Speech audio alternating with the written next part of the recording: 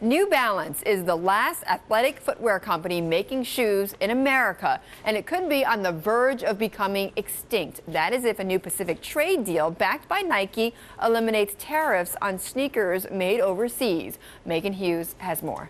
In Skowhegan, Maine, one sneaker is king. The shoe's starting to take form. New Balance employs hundreds of manufacturing workers here, and they're among the last in the United States. Skowhegan is a town that's seen paper mills and other footwear companies leave town, so it's holding on tight. If you lose a business like New Balance in the area, it trickles down to other businesses. What's keeping the shoemaking in town? Tariffs on footwear from foreign countries like Vietnam that keep prices higher. But they may be struck down in the Pacific trade deal negotiations. Maine Senator Olympia Snowe is fighting to keep them in. She toured the facility and questioned U.S. Trade Representative Ron Kirk at a hearing last month. It would provide a severe disadvantage to this industry without question, since Vietnam pays on average 46 cents an hour, whereas New Balance pays $10 an hour. I have visited a number of times with the textile industry, whether, good or bad. I wouldn't surprise any of you. I think they feel, as an industry, they have perhaps been harmed more by our trade policy. Kirk is talking about companies like Oregon-based Nike, which makes all of its shoes overseas. Its sales were $26 billion in 2011, dwarfing New Balance's $2 billion. And Nike still managed to almost double its U.S. workforce over the past decade in areas like sales and design. Trade groups representing Nike say footwear companies could grow even more jobs without the tariffs, which are on average 10 times higher than other consumer goods, a cost that gets passed on to consumers. Lowering prices means selling more shoes. It's a volume-based business, moving more units. And when you can do that, you can create more footwear traffic and create more jobs. So ultimately, the Obama administration may have a choice to make, whether the U.S. wants to make shoes or wants to create more jobs to market them.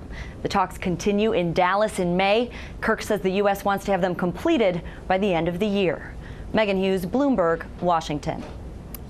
All right, well, for more on the trade battles facing New Balance and the shoemakers, we are joined by the New Balance CEO, Rob DeMartini. And Rob, great to have you join us. And I really want to sort of clarify this issue for our viewers. I mean, 25% of your manufacturing is done here in the United States. Is that right?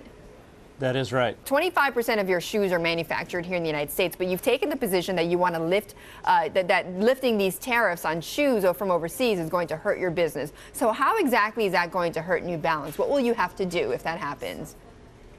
Well, I think what you can see today is that pricing in the market has not benefited from the shoe industry moving to Vietnam. Historically, most imported shoes were in southern China. They moved to Vietnam where costs were lower and consumers didn't see lower prices. We think that'll continue if the Trans-Pacific Partnership goes into place. Okay, that the prices will continue to rise?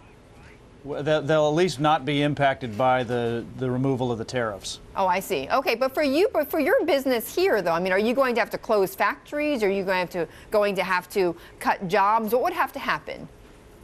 Well, first of all, we manufacture in the U.S. for 3 reasons. Number one, we think that being closer to the consumer is good for our business. The second is we think the craftsmanship here is better than anywhere in the world. And the last area is we think that by making shoes in our domestic factories, our innovation stream is much better. So with or without the support of our U.S. government, we're going to continue to make shoes in the U.S. I just don't see why the government should be letting these jobs go overseas when Vietnam is already winning in this category. They're the fastest growing producing country in the world, and I don't think that protecting these few lines in this trade agreement is going to get in the way of that. But you manufacture, as I was saying, 75% of your shoes overseas, and I believe you also have factories in Vietnam. So you would benefit actually if these if these tariffs were lifted.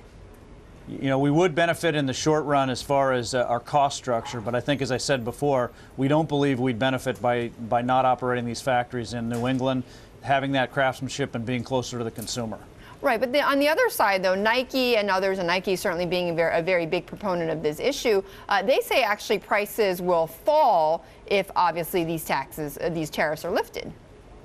I've heard that point of view, and I've also heard the concept that we're going to add more sales and marketing jobs. Right. I don't think this should be one job versus the other. We believe making things here matters, and that we'll add sales and marketing jobs in this country because we're headquartered here. happen. Those 1,300 manufacturing jobs and the 3,000 suppliers that depend on us, those jobs won't come back if we let them go. That's why we're so committed to domestic manufacturing. Okay, Rob, thank you so much. Rob DeMartini there, the New Balance CEO.